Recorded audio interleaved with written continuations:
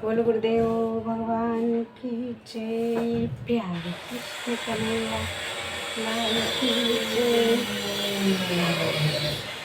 श्रीमद् भगवद गीता यथारूप गीतोपनिषद चौथा अध्याय चल रहा है हमारा दिव्य ज्ञान। 25 श्लोक हो चुके हैं। 26वें श्लोक से श्रोत्रादीनीन्द्रियाण्यन्ये संयमाग्निषुजुह्वति सप्तादीन् विषयानन्ये इंद्रियाग्निषुजुह्वति। इनमें से कुछ विशुद्ध ब्रह्मचारी श्रवण आदि क्रियाओं तथा इंद्रियों को मन की नियंत्रण रूपी अग्नि में स्वाहा कर देते हैं, तो दूसरे लोग नियमित गृहस्थ इंद्रिय विषयों को इंद्रियों की अग्नि में स्वाहा कर देते हैं। तात्पर्य: मानव जीवन के चारों आश्रमों के सदस्य ब्रह्मचारी, गृहस्थ, वानप्रस्थ तथा सन्यासी पूर्ण योगी बनने के निमित्त हैं। मानव जीवन पशुओं की भांति इंद्रिय तृप्ति के लिए नहीं बना है। अतएव मानव जीवन के चारों आश्रम इस प्रकार व्यवस्थित हैं कि मनुष्य आध्यात्मिक जीवन में पूर्णता प्राप्त कर सके। ब्रह्मचारी या शिष्यगण प्रामाणिक गुरु की देखरेख में इंद्रिय तृप्ति से दूर रहकर मन को वश में करते हैं। वे कृष्ण भावनामृत से संबंधित शब्दों को ही सुनते हैं। श्रवण ज्ञान का मूलाधार है। अतः शुद्ध ब्रह्मचारी सदैव हरेर नाम अनुकीर्तनम अर्थात भगवान के यश के कीर्तन तथा श्रवण में ही लगा रहता है। वह सांसारिक शब्द ध्वनियों से दूर रहता है और उसकी श्रवणेंद्रियां हरे कृष्ण की आध्यात्मिक ध्वनि को सुनने में ही लगी रहती हैं। इसी प्रकार से गृहस्थ भी, जिन्हें इंद्रिय तृप्ति की सीमित छूट है, बड़े ही संयम से इन कार्यों को पूरा करते हैं। यौन जीवन, मादक द्रव्य सेवन और मांसाहार मानव समाज की सामान्य प्रवृत्तियां हैं, किंतु संयमित गृहस्थ कभी भी इस जीवन तथा अन्य इंद्रिय तृप्ति के कार्यों में अनियंत्रित रूप से प्रवृत्त नहीं होता। इसी उद्देश्य से प्रत्येक सभ्य मानव समाज में धर्म विवाह का प्रचलन है। यह संयमित अनासक्त यौन जीवन भी एक प्रकार का यज्ञ है, क्योंकि संयमित गृहस्थ उच्चतर दिव्य जीवन के लिए अपनी इंद्रिय तृप्ति की प्रवृत्ति की आहुति कर देता है। सर्वाणि इंद्रिय कर्माणि प्राण कर्माणि चापरे आत्म संयम योगाग्नौ जुह्वति ज्ञान दीपिते। दूसरे जो मन तथा इंद्रियों को वश में करके आत्म साक्षात्कार करना चाहते हैं, संपूर्ण इंद्रियों तथा प्राण वायु के कार्यों को संयमित मन रूपी अग्नि में आहुति कर देते हैं। यहाँ पर पतंजलि द्वारा सूत्रबद्ध योग पद्धति का निर्देश है। पतंजलि कृत योग सूत्र में आत्मा को प्रत्यगात्मा तथा परागात्मा कहा गया है। जब तक जीवात्मा इंद्रिय भोग में आसक्त रहता है, तब तक वह पराग आत्मा कहलाता है, परागात्मा। और ज्यों ही वह इंद्रिय भोग से विरत हो जाता है तो प्रत्यगात्मा कहलाता है, प्रत्यग आत्मा। जीवात्मा के शरीर में 10 प्रकार के वायु कार्यशील रहते हैं और इसे श्वास प्रक्रिया अर्थात प्राणायाम के द्वारा जाना जाता है। पतंजलि की योग पद्धति बताती है कि किस तरह शरीर के वायु के कार्यों को तकनीकी उपाय से नियंत्रित किया जाए, जिससे अंततः वायु के सभी आंतरिक कार्य आत्मा को भौतिक आसक्ति से शुद्ध करने में सहायक बन जाए। इस योग पद्धति के अनुसार प्रत्यगात्मा ही चरम उद्देश्य है। यह प्रत्यगात्मा पदार्थ की क्रियाओं से प्राप्त की जाती है। इंद्रियां इंद्रिय विषयों से प्रतिक्रिया करती हैं, यथा कान सुनने के लिए, आँखें देखने के लिए, नाक सूंघने के लिए, जीभ स्वाद के लिए तथा हाथ स्पर्श के लिए। ये सब इंद्रियां मिलकर आत्मा से बाहर के कार्यों में लगी रहती है। ये ही कार्य प्राणवायु के व्यापार की क्रियाएं हैं। अपान वायु नीचे की ओर ले जाती है, व्यान वायु से संकोच तथा प्रसार होता है, समान वायु से संतुलन बना रहता है और उदान वायु ऊपर की ओर ले जाती है। और जब मनुष्य प्रबुद्ध हो जाता है तो इन सभी वायुओं को आत्म साक्षात्कार की खोज में लगा देता है।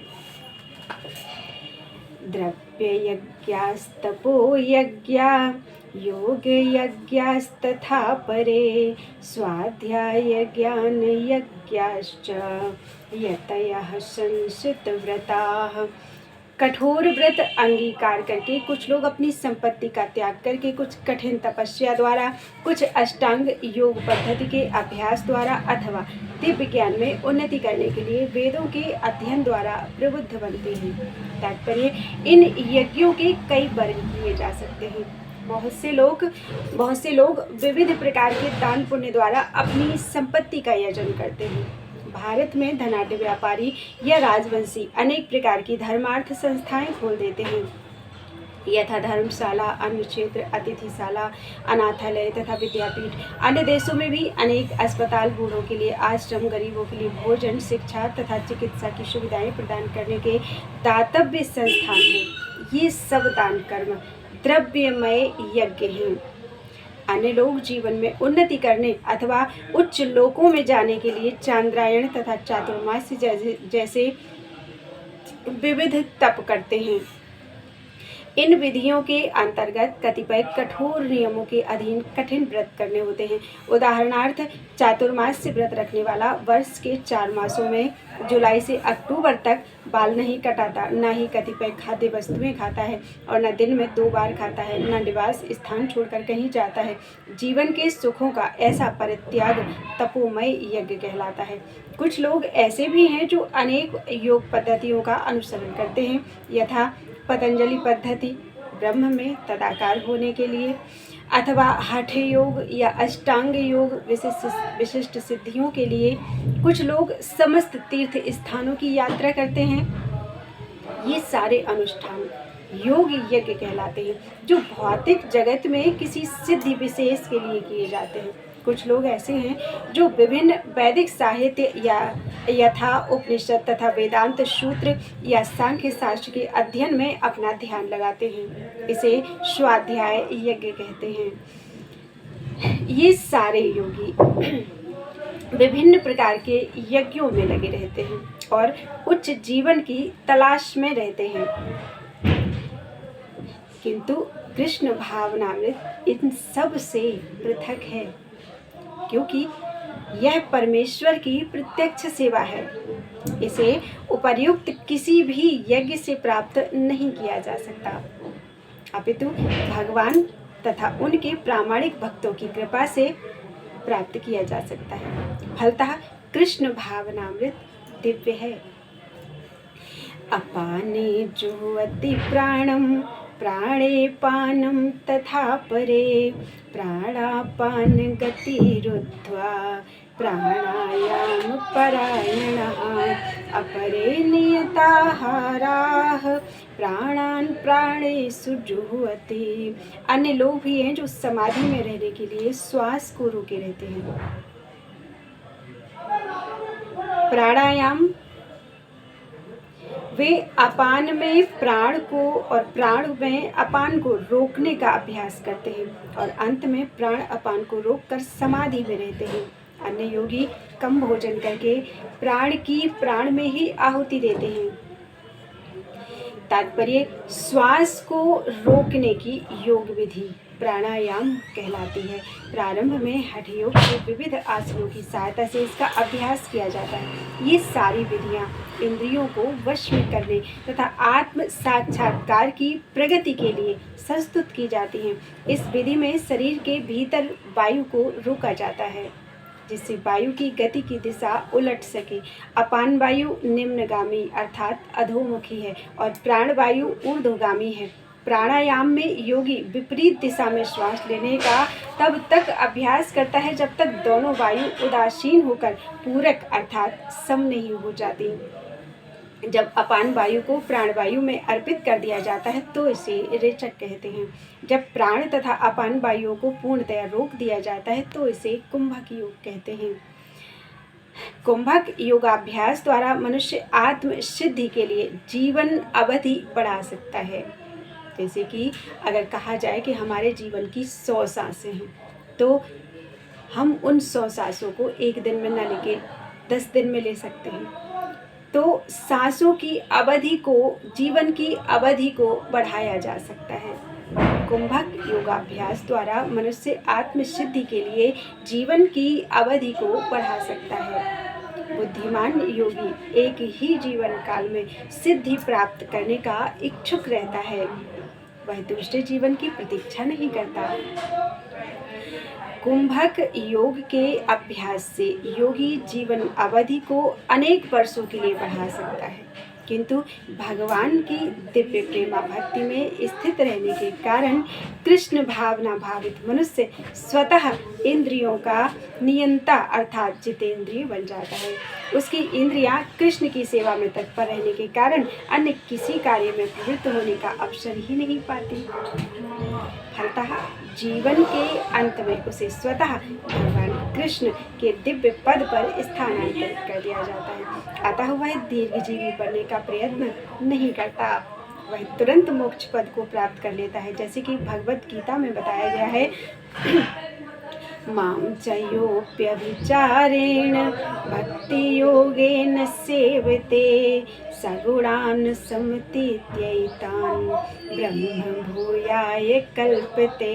जो व्यक्ति भगवान की निश्चल भक्ति में प्रवृत्त होता है, वह प्रकृति के गुणों को लांघ जाता है और तुरंत आध्यात्मिक पद को प्राप्त हो जाता है। कृष्ण भावना भावित व्यक्ति दिव्य अवस्था से प्रारंभ करता है और निरंतर उसी चेतना में लगा रहता है, अतः उसका अधापतन नहीं होता और अंततः वह भगवत धाम को जाता है। कृष्ण प्रसादम को खाते खाते रहने से स्वतः कम खाने की आदत पड़ जाती है। इंद्रिय निग्रह के मामले में कम भोजन करना अर्थात अल्पाहार अत्यंत लाभप्रद होता है और इंद्रिय निग्रह के बिना भवबंधन से निकल पाना संभव नहीं।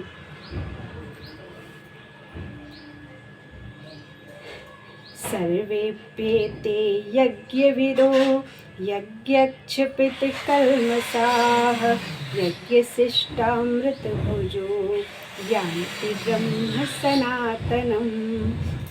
ये सभी यज्ञ करने वाले यज्ञों का अर्थ जानने के कारण पाप कर्मों से मुक्त हो जाते हैं और यज्ञों के फल रूपी अमृत को चख कर परम दिव्य आकाश की ओर बढ़ते जाते हैं।